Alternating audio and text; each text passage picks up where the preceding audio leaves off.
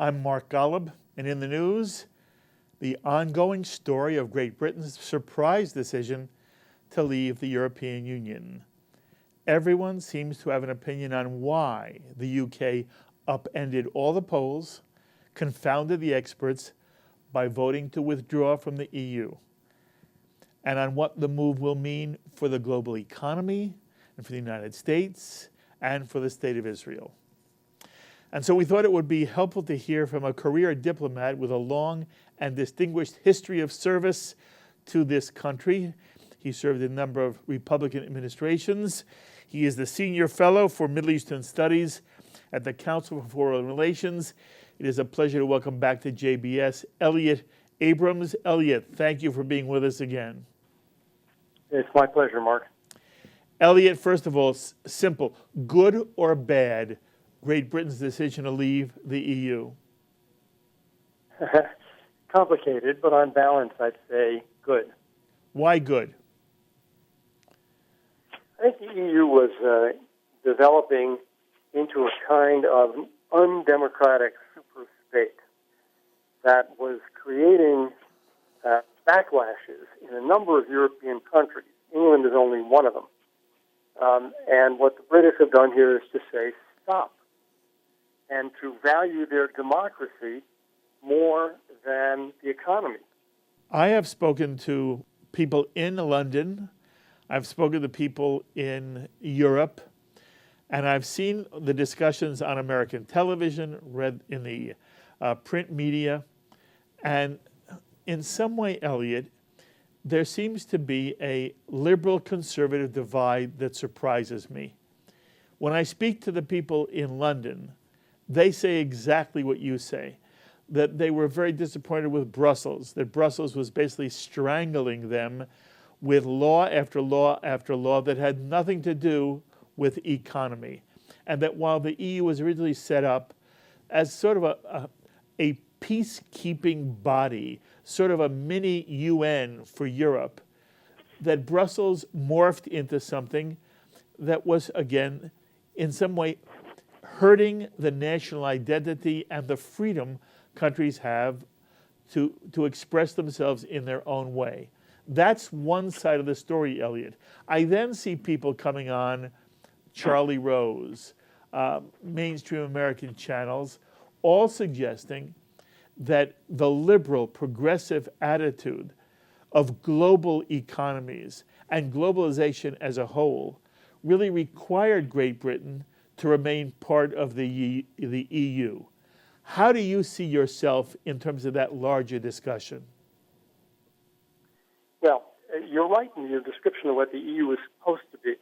I mean, all of these things were supposed to prevent war in Europe again, right? You had World War I, you had World War II. The goal was to make sure that it never happened again. Yes. Italy, Germany, England, France never fought again. Good. And it was supposed to improve all of their economies by giving them a larger market, the whole of Europe. Also yes. Good. Wasn't supposed to substitute for their national governments and for their nationality. I don't think, in that left-right split, I think you're right about that. And I think the problem is many people on the left are now saying nationalism, love of country, patriotism is backward and primitive. And we need to get over this national baloney. Well, Brits said no to that. I think most Americans would say no to that, too. And we'll get to Israel later, but I think this is where Israel comes in. Israel's a very nationalist country.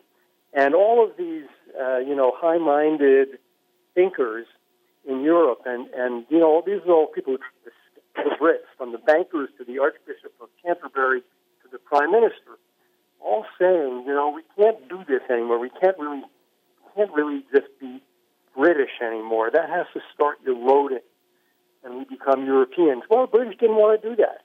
And I think it's a great underestimation of the feelings of national culture that not only the British have, I think you'll see other countries, the Dutch, the Danes, the French, who also have a certain degree of pride in their history and their culture and in their government, and don't want to be ruled from Brussels by people whom they can't identify At least in England, you go to the polls, you vote. You have a member of parliament. You don't like him or her, pick him out.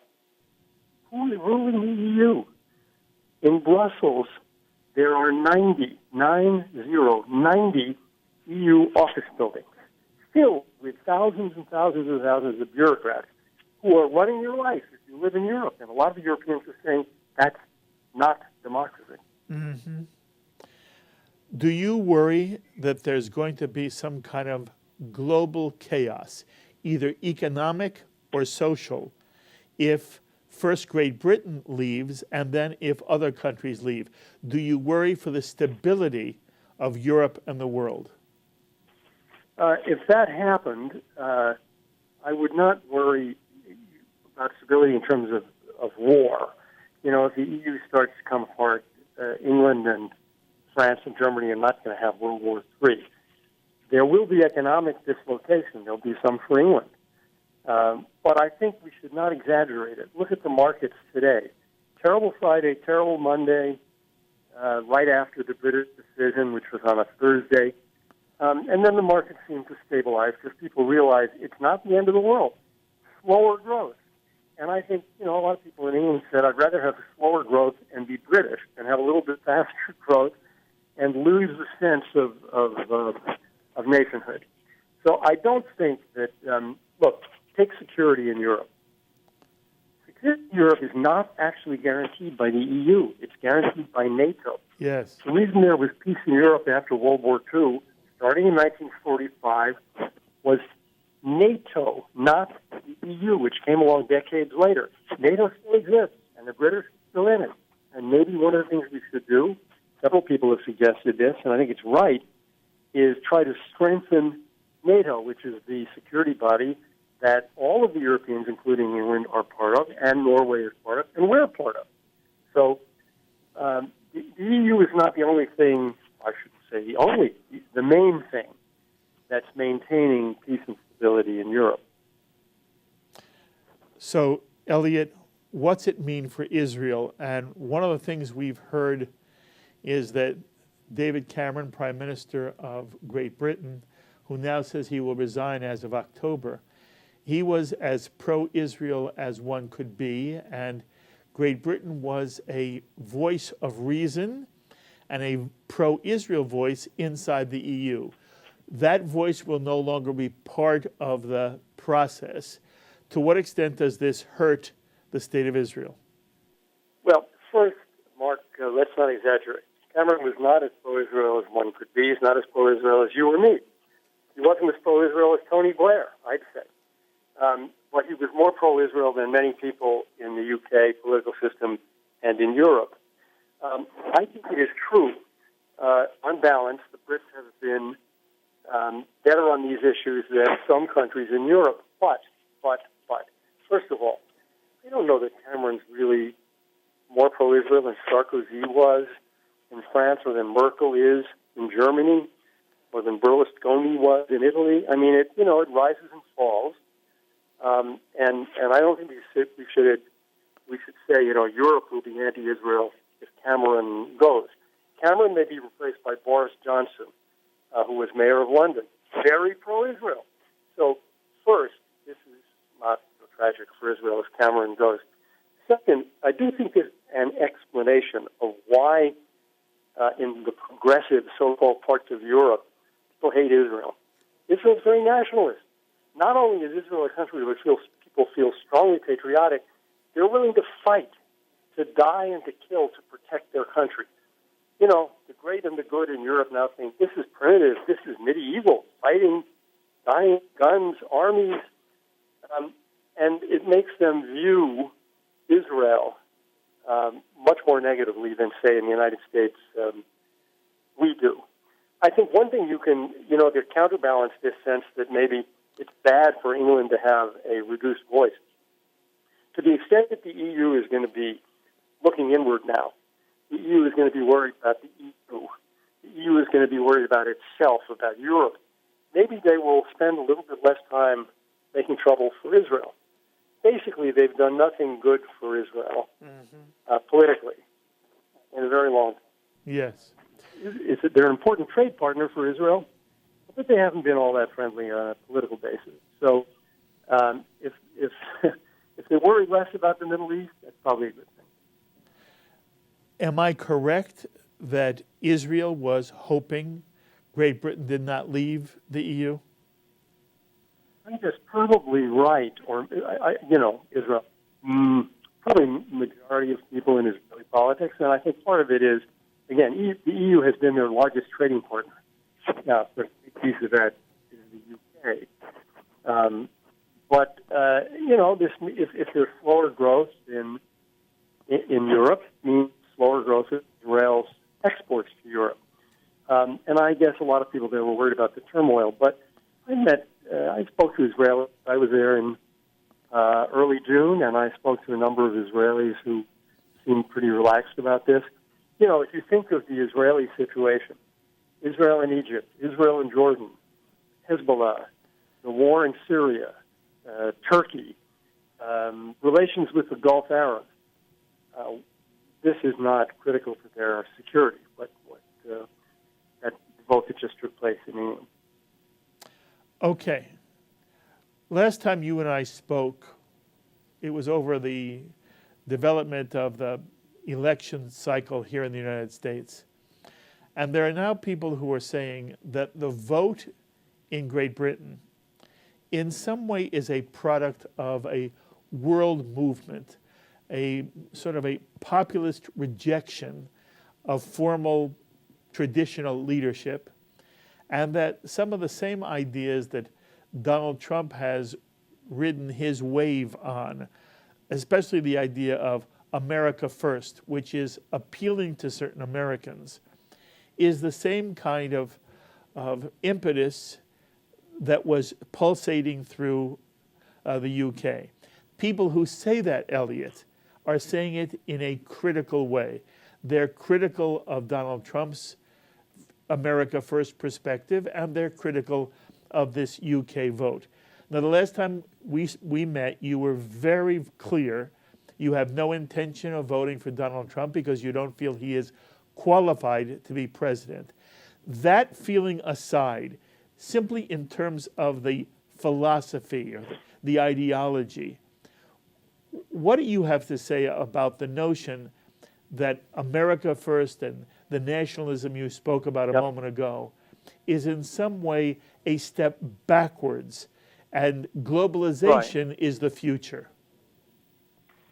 First, let me say I also said I wasn't going to vote for Hillary Clinton. That is correct.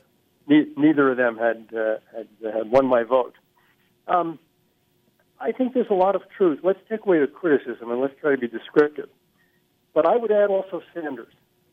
A lot of the support for Sanders and Trump, I think, is reminiscent of what happened in England in a number of ways. Number one, the whole establishment in England, all the politicians at the top, the whole cabinet and the bankers, the Archbishop of Canterbury and the churches, and everybody said, you have to vote to remain in Europe. Yes. And people rejected that. And I think what people who are voting Trump and Sanders this year are also saying is, I'm tired of experts telling me how to think, how to vote, and what's good and what's right. I'll think for myself, and I'm not going to listen to them.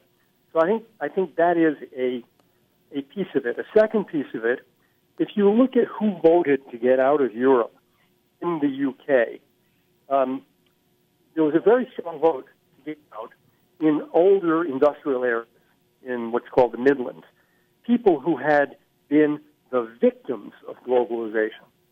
There are many people in Silicon Valley who are very much winners, and all over the country, and all over Europe. But as in parts of England, we have losers too. There are states in the United States, the older industrial states, where people have lost thousands and thousands of jobs because of globalization. So when they hear everybody saying, this is great, we're moving forward, this is the future, it's progress, it killed them. So what do? They protest. They vote against Wall Street. They vote for Sanders. They vote against Washington. They vote for Trump. So I think there is of the same flavor here. I would add for Trump what you were saying. That is, there is a feeling of nationalism. There is a feeling that people should not look at a situation and say, well, it's hard to tell what's really the right thing. And Trump is, in a sense, being simplistic in saying, no, if it's good for America, it's good, period. Don't worry about globalization. Worry about America. You know what? When I think of the trade treaties, and I'm a free trade guy, but one of the things we learned this year is, people in Washington, which is where I live, have a tendency to look at a trade treaty and say, well, it's a net plus. We're going to gain 1 million jobs. We're going to lose 500,000 jobs because, factories will move out or something. So you lose 500,000, you gain 1 million. It's a net plus. 500,000 jobs is great. Not if you're one of the 500,000 who lost his job, it's not great. And if it's an industrial, where are you going to find another job? You're going to move to Vietnam or Bangladesh to work at a factory? So I think we see a lot of people complaining that these so-called advances have hurt them, and that people in Washington aren't even aware of it. They don't seem to see it. So I think there is a significant overlap here between the phenomenon we're seeing in Europe and the phenomenon in the United States, both for Trump and for Sanders. Very interesting. Do you think this vote in the UK will have any impact on the U.S. elections? I doubt it. I think, you and I are paying a lot of attention. I'm not so sure that for the average American voter, this is more than a 1 or 2 day story. It ought to, I think, wake-up call to Hillary Clinton. Because I think what we saw in the British vote is the power, two things. Number one, the power of nationalism. People like their country. They like their culture. They want to keep it. And she ought to be trying to appeal to that more and let Trump run away with it if she wants to, she wants to win the election. The second thing in England that ought to trouble Mrs. Clinton. The pollsters got it all wrong. Yes. They were predicting, victories for the other side, for remaining in Europe. And I don't know whether it's because people lie to pollsters, because they know the enlightened opinion is to say, yeah, I'm going to vote for remaining, but secretly they're against it. Maybe that's part of it. And maybe because the polls misjudged turnout. And, of course, this is something that Trump's been talking about all along. I'm going to get more turnout from people from whites, and particularly white men who would otherwise not vote. So, we'll find out in November whether any of that is true for the United States. But I guess I'd say I don't think it affects the vote directly, but it should worry the Clinton campaign. Okay. So, Elliott, while I have you, you published a very provocative piece in Mosaic discussing whether American Jews in Israel are drifting apart, and if so, why? By the way, you are, again, Senior Fellow for Middle Eastern Studies at the Council for Foreign Relations, and now you're writing a piece in Mosaic about the Jewish people, the American Jewish community's relationship to Israel. Out of curiosity, Elliott, what prompted you to write this piece? What prompted me to write two new books that just appeared, published in the last couple of months by Princeton University Press, both of them about the relationship between Israel and American Jews. And I read both of them, and they both say more or less the same thing, and I don't agree with it, so I thought, okay, I should write about this. Well, good for you. So, give us the bottom line. Is American Jewry drifting away from Israel? And by the way, I recommend everyone who is watching JBS to get a hold of Elliott's piece. It is fabulously written.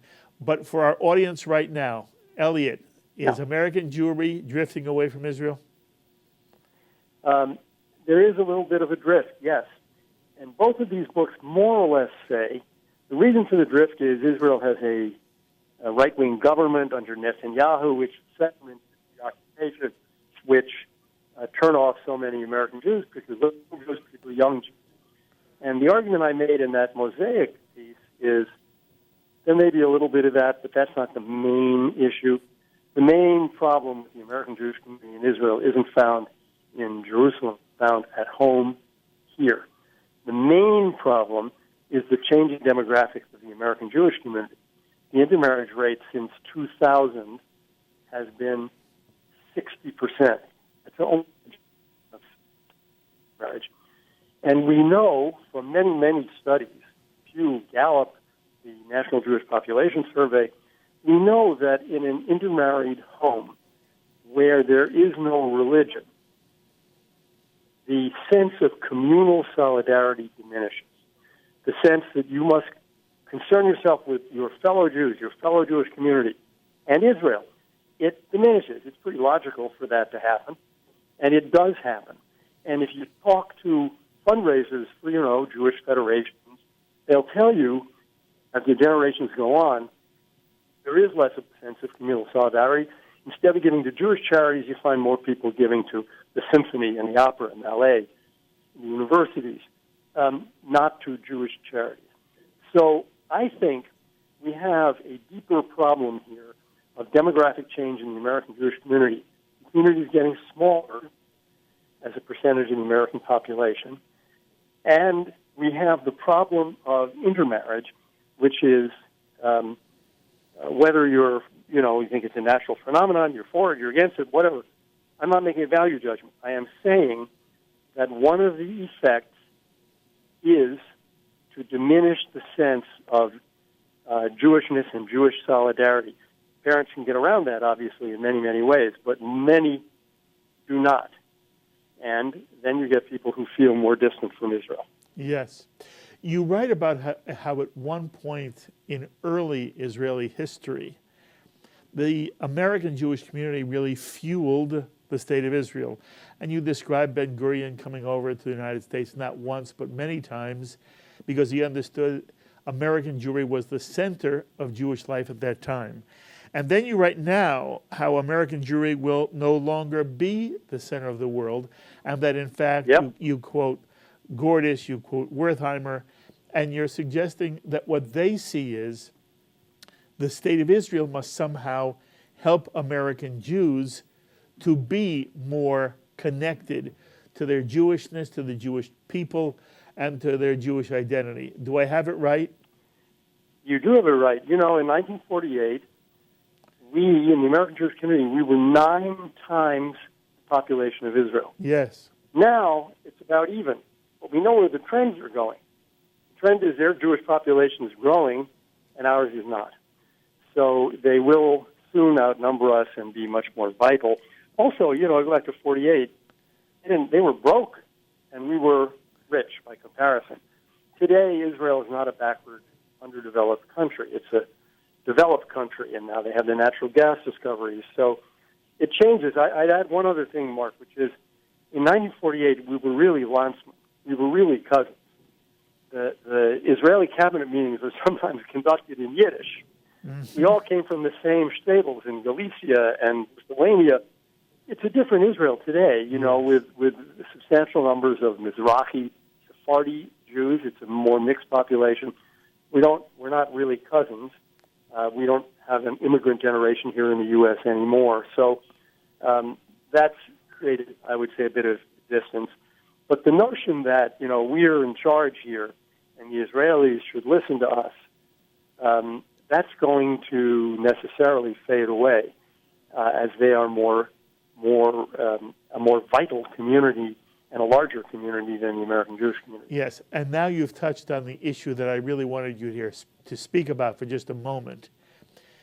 The traditional view is that Israel is very dependent upon the American Jewish community because the American Jew in some way lobbies Congress, whether it's AIPAC or people on their own, that somehow it was American Jewish influence that kept American foreign aid, both in terms of dollars and military aid and intelligence, and in a sense of brotherhood and cooperation, that it was the American Jewish community that was central and key to that dynamic.